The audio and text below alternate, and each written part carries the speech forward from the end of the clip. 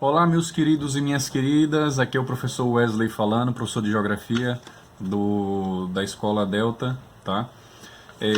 Bom, primeiro quero dizer que estou com imensa saudade de vocês, da sala de aula, do contato, né, com a turma, de vivenciarmos o nosso momento ali naquela sala, né, isso faz uma falta tremenda.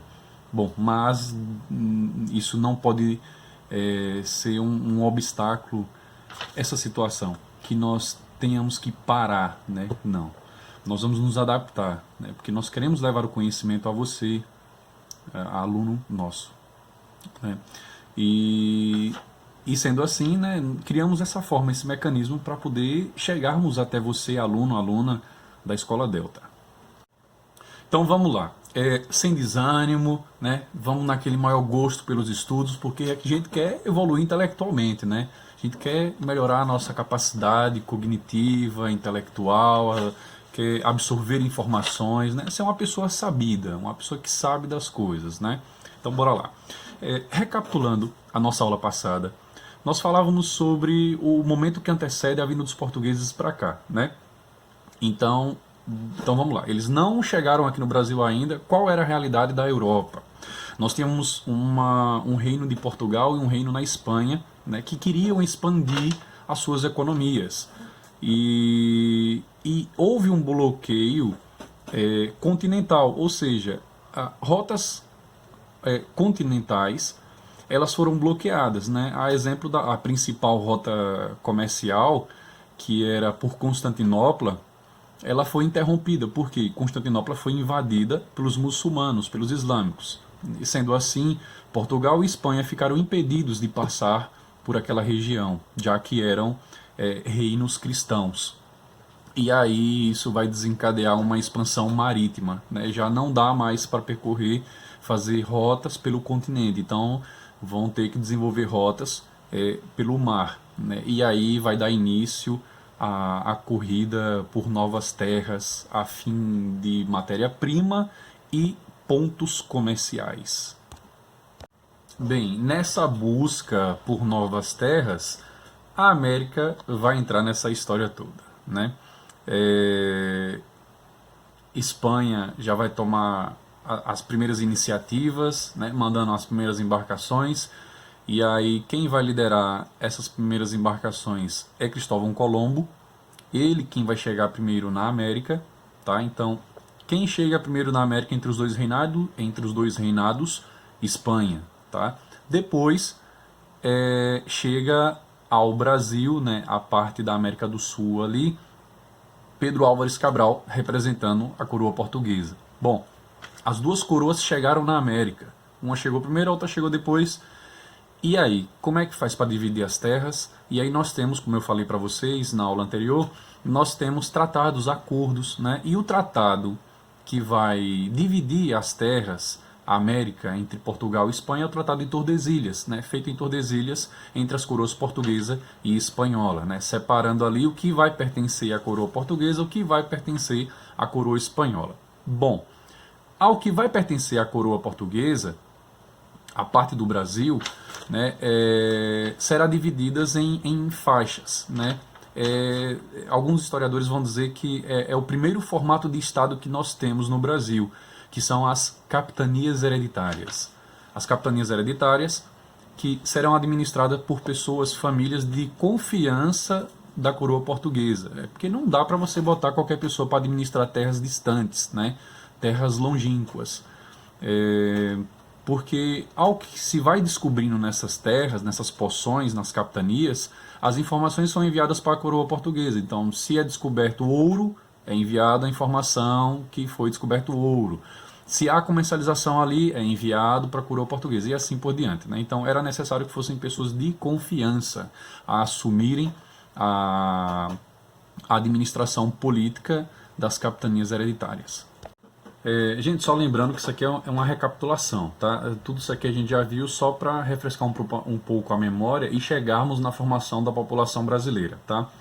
Só mais alguns acréscimos aí, é que nós tivemos várias culturas, né, que foram destaque na economia no Brasil, do período colonial para cá. Nós tivemos aí a cana-de-açúcar, né, que ela teve uma boa produtividade no Nordeste, né? Tivemos que o solo, o nosso solo do nordestino contribuiu, ajudou bastante na evolução, na produção da cana-de-açúcar, né? Depois nós tivemos aí o café lá no sudeste e sul do país, né? E lá nós temos um outro tipo de solo, as condições climáticas também daquela região contribuíram para a grande produção do café que acabou comercializando em boa parte do mundo, né? Nós temos o solo, a terra roxa, foi um nome dado pelos imigrantes italianos que aqui estavam, que chamavam aquela terra de terra rosa,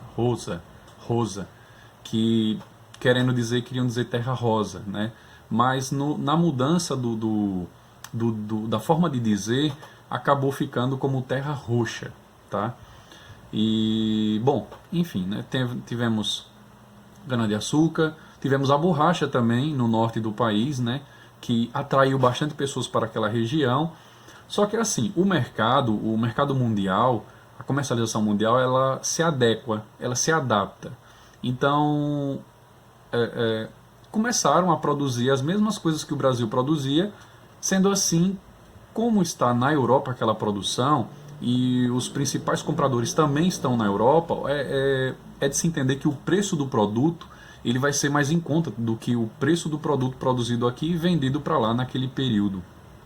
Tá? E aí o Brasil vai ter que mudar a sua economia. Por isso que nós vamos ter essa grande variação de produtos na economia, né? A cana-de-açúcar, a borracha, o café, o cacau, tá? E vamos que vamos. Então, chegamos à formação da população brasileira, né? A nossa população ela não é fruto de uma etnia só, tá? O termo raça ele sai um pouco dos livros.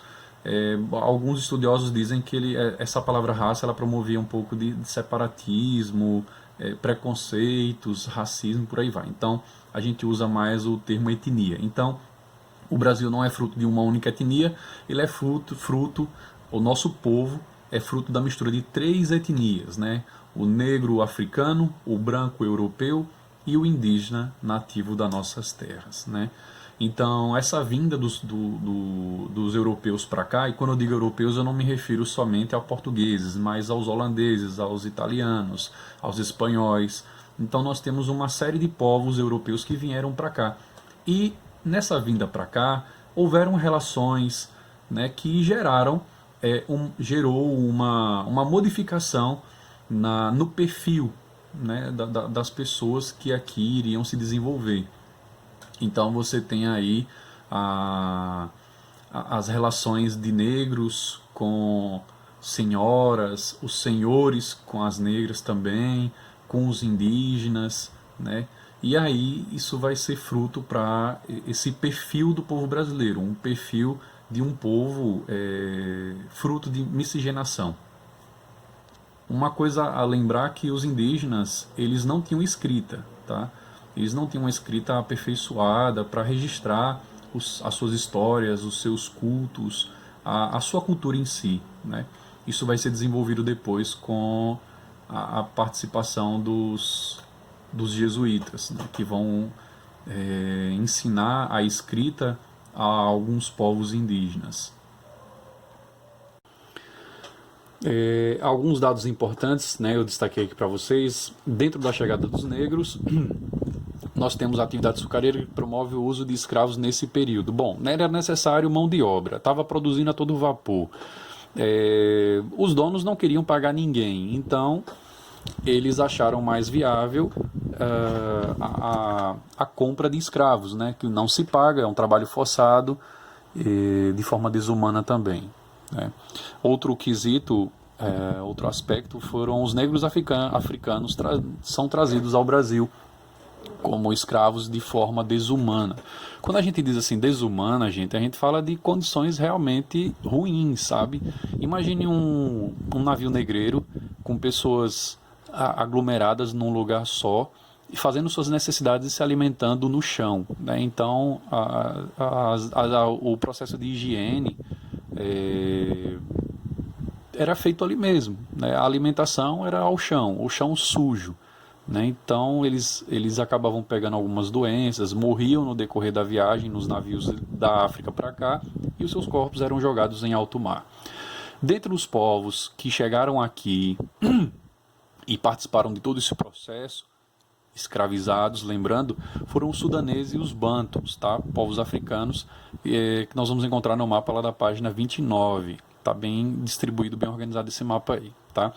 Outra coisa que nós encontramos aqui nesse período é o sincretismo religioso, onde os negros africanos não tinham permissão para exercer o seu culto, a sua crença, e eles faziam uma relação com as imagens e representações católicas daquele período, para poder assim exercer o seu culto. Então, a exemplo, eles pegavam as imagens, vou dar um exemplo aqui, de São Cosme e São Damião, faziam uma relação com as divindades da sua crença, né? E para a sociedade eles eram devotos dos santos São Cosme e São Damião, que são cristãos.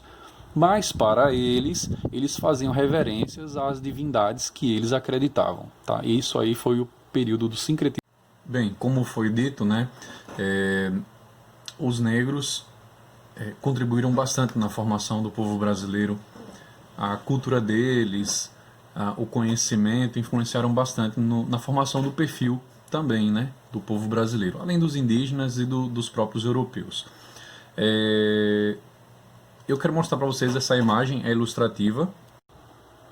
Ela representa a imagem do negro que era escravizado pelo próprio negro, né? Então nós vemos aqui homens, soldados, né, do outro lado também, que capturavam negros e vendiam esses negros para outros países, né? Então eles lucravam.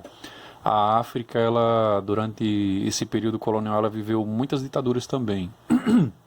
E a ascensão de muitas ditaduras, né? Então essa era a realidade do negro africano. Ele era escravizado pelo próprio negro, tá? A palavra escravo, gente, ela deriva da palavra eslavo, que remete a povos do leste europeu, povos que foram escravizados, que foram submetidos a trabalhos forçados, né? Então a palavra eslavo, ela com o tempo ela sofreu uma modificação e se tornou escravo. Então escravo significa alguém que é submetido a trabalho forçado sem ganhar nada de forma desumana. Nessa outra imagem aqui nós temos imagens símbolos do povo brasileiro, né? Nós temos o negro, nós temos o indígena e nós temos ali representando o branco europeu, né?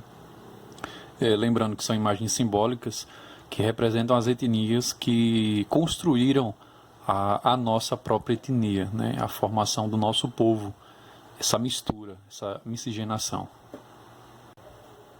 Essa mistura, como eu falei para vocês, deu origem a outros perfis, né? Então, a relação entre, nesse primeiro exemplo aqui, nós temos o mameluco. O mameluco, ele é resultado da relação do europeu e indígena. Depois nós temos mulato ou mulata, que é resultado da relação do europeu com o negro, tá? E depois nós temos o cafuso, que é fruto da relação do negro e do indígena, tá?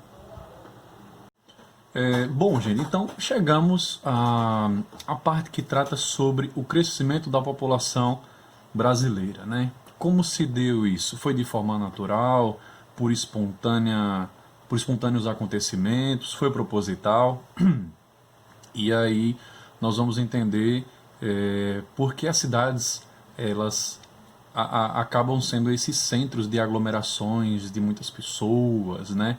Porque as pessoas não residem tanto no campo, é mais na cidade, e isso é devido desde o processo de industrialização, tá? Vamos ver aqui alguns pontos que eu destaquei para vocês. Bom, alguns pontos que eu destaquei aqui foi que em 1872 foi realizada a primeira contagem da população, né? Que foi o primeiro censo. O que seria isso? O que seria o censo? Seria a contagem da população para a projeção de políticas para atender a demanda populacional daquela época, né? políticas que atendessem à questão da saúde, emprego, moradia, né, assistência. Outro ponto interessante é que no início do século passado, nosso país era essencialmente agrário, com a maior parte da população vivendo no campo, não vivia na cidade. Né? Depois, com alguns acontecimentos, é que as pessoas migraram, foram para as cidades, os grandes centros urbanos. As condições de vida da população nessa época eram precárias. A população agrária vivia em condições precárias. O que seriam condições precárias? Seriam condições que, a exemplo, não tem saneamento básico, não teriam vacinas, acesso a certas vacinas para combater certas doenças, não teriam a coleta de lixo, ao saneamento básico, como eu falei, a água potável e outros recursos fundamentais para a vivência ou a moradia das pessoas naquela região. Bem, então, nesse período que a população se concentrava no interior, no campo, nós tínhamos aí uma condição de vida em que a taxa de mortalidade era alta e a taxa de natalidade também era alta, só que a taxa de natalidade era mais alta ainda. Gente, a taxa de mortalidade é a taxa de mortes, né? Então as pessoas morriam em diversas condições, principalmente a questão da saúde. A saúde era precária. Faltavam medicamentos, vacinas, por aí vai. Então, taxa de mortalidade alta. Taxa de natalidade também alta, quer dizer que nasciam muitas pessoas, né? Nasciam muitas crianças. No interior se tinha muito aquela ideia do eu vou ter muitos filhos para poder me ajudar na roça, né? Ajudar no campo. Então as famílias elas eram numerosas, tá? Só que aí depois essa história ela vai mudar. Então, dentro do que eu destaquei para vocês aqui, eu coloquei ali, né, taxa de mortalidade alta e taxa de natalidade mais alta ainda, que eram devido às condições que a população que vivia no campo tinham, né? Só que depois da década de 30, de 1930, iniciaram-se os processos de industrialização. Então, o que seria o processo de industrialização? É o surgimento das indústrias, das fábricas, né? Esse processo, esse surgimento, ele dá mais estabilidade às pessoas. Por quê? Porque a pessoa que vivia no campo, ela dependia de uma condição climática sazonal, ou seja, de um período favorável para a sua produção. Né? Tinha produção, isso era bom para a família, era bom para a renda familiar. Ok. Já no período industrial, você tem o salário, né, que você recebe mensalmente, então você já não depende das condições climáticas e nem de certos períodos. Né? Você tem uma renda mais fixa. E isso atrai as famílias que saem do interior e vão para as cidades. Né? E aí nós temos uma forte migração, uma forte movimentação das pessoas do campo para as cidades. Na década de 50, esse processo, essa movimentação, ela vai ser mais intensificada. Né? Mais pessoas vão passar a ir para as cidades. E aí nós temos uma melhoria nas cidades. É isso que vai influenciar no crescimento populacional de 1930 a 1960 em diante. Né? É o favorecimento das condições de vida. Então, vendo a necessidade, os governos locais eles vão dar melhorias nas vias, construções, hospitais, farmácias. E farmácias aí vem medicamentos, vacinas, aí vem saneamento básico, auxílio moradia, vem acesso à água potável, rede de esgoto. Então tudo isso aí serão fatores para o aumento da população, tá? Só que esse aumento ele não vai durar muito, porque a mentalidade ela vai mexer um pouco com o formato familiar, que vai deixar de ser aquela família numerosa para ser uma família de poucos filhos, né? Lembrando que as famílias que vão do interior para a cidade são as famílias numerosas, só que na cidade essas famílias elas vão sofrer alterações. Por quê? Aquela família ela já não necessita de tantos filhos assim para o trabalho, né? Ao contrário do que acontecia no campo. Sendo assim, a quantidade de pessoas ela acaba reduzindo nas famílias. Então fica mais ou menos aí 3 filhos por família, 2 filhos por família, não mais que 10, que nem antigamente. Né? Temos famílias aí que tinham 18. Minha mãe chegou a ter 17 irmãos, então todos trabalhavam na roça. Né? Então essa mentalidade ela vai mudar também só que agora na cidade. Bem, então temos aí os padrões de vida que foram modificados, que foram melhorados nas cidades, né, atraindo as pessoas do campo para as cidades. Só que agora de uma forma mais ampla, nós temos essa atração não só local, né, digamos que do interior de São Paulo para a cidade de São Paulo. Nós temos agora nas décadas posteriores, 70, 80, 90, uma grande leva de pessoas do Nordeste, né, de diversos estados ali do Nordeste, daqui do Nordeste, para o Sudeste e Sul do país, atraídos também pela grande oferta de emprego oferecidas pelas indústrias, né, e as melhores condições de vida comparado ao que se vivia em suas localidades. Bom, no Nordeste, o que é que nós tínhamos? Seca, né, não tínhamos investimento, não tínhamos indústria, a própria mídia daquela época não influenciava, não ajudava ao investimento vir para o Nordeste, né? Porque sempre a imagem que se tinha no Nordeste era o gado morrendo, o gado seco, aquela caveira de gado, de bodes, né? Mortos assim, então não atraiu investimento algum, empresário algum queria investir aqui. Bom, aí você pergunta assim, mas por que o Brasil teve todo esse crescimento nesses períodos de 1935 a 1960, por aí, né?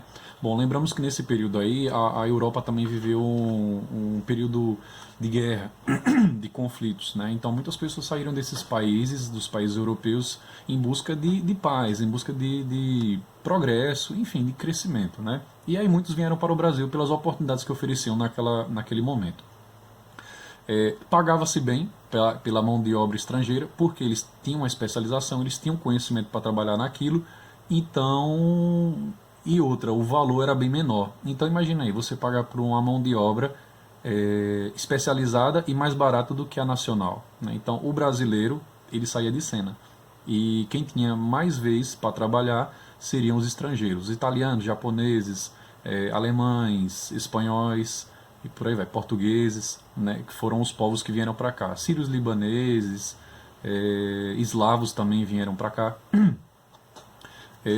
Vamos ver essas imagens aqui, que elas são ilustrativas, quase que não sai. Bom, então aqui nós temos a imagem dos imigrantes, né? Gente, só para frisar bem, imigrante é aquele que chega, tá? Povos que chegam de um país que chegam em outro país. Então nós consideramos ele como imigrante, depende do ponto de vista também.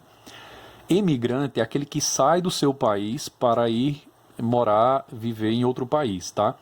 E migrante é aquele que vive em regiões, em países periodicamente. Então, num período ele está num país, ele vive num país. Passa um período ele vai para outro país. Ou então, num período ele mora numa cidade, no outro período ele vai morar em outra cidade. Então, esses nós chamamos de imigrantes, tá? Imigrante é aquele que chega e imigrante é aquele que sai. E aí você deve perguntar assim, professor, esse crescimento rápido, essa grande vinda de imigrantes de outros países para cá, né? Temos um crescimento interno e temos essas levas de pessoas para o nosso país. Isso vai trazer alguma consequência? Vai sim. As cidades vão começar a crescer de forma desordenada e sem planejamento. Tá? Uma cidade que a gente pode dizer que foi bem planejada foi Brasília. Bem estruturada. Suas ruas, a arquitetura, né, o tamanho dos prédios, né, mas o restante das cidades, das capitais, veja que crescem de forma desordenada. Né? Um exemplo disso são as favelas, essas comunidades que não têm estrutura, não têm saneamento básico, não tem acesso fácil a postos de saúde, a escolas, né? Então você veja como estão agrupadas aquelas casas. Nós não temos ruas, nós temos as ditas vielas, né? Os becos, que é inacessível para a polícia, para manter a segurança. Então tudo isso, o aumento da criminalidade também, vai surgir a falta o grande número de desempregados. Então tudo isso fruto da desorganização desse crescimento das cidades, tá? São as consequências do crescimento desordenado das cidades. Bom, e para finalizar esse capítulo, né, aqui eu cito a questão da migração de retorno, é o que nós vivemos hoje. As pessoas elas não migram mais do Nordeste para o Sudeste. Hoje nós temos um retorno. As pessoas que foram para o Sudeste, hoje elas retornam para as suas terras de origem, para o Nordeste, né? Bom, devido a N fatores, devido ao número da violência no Sudeste, devido às propostas, às oportunidades que aumentam na sua terra natal, então as pessoas têm a preferência de voltar para suas terras, para sua região de origem, né? Como eu falei para vocês, hoje o Nordeste ele vive uma situação muito diferente daquela da década de 70, de 80. Né? Hoje não se olha mais o Nordeste como uma terra sem produtividade, sem progresso. Pelo contrário, né? As empresas, a indústria, ela olha o Nordeste com bons olhos, né? Por ter uma grande oferta de mão de obra e por ser uma região propícia e boa para o desenvolvimento, né? Diga-se de passagem aí o polo de Camaçari, a fábrica da Jeep, que fica no interior de Pernambuco, né? E tantas outras aí, fábricas que vão se instalando no interior do Nordeste, oferecendo emprego e qualidade de vida às pessoas, tá bom? Gente, por hoje só isso mesmo. Valeu, bons estudos para vocês, se cuidem direitinho que logo logo a gente volta e vamos estar juntos aí nas aulas presenciais, tá bom? Valeu, forte abraço, fiquem com Deus.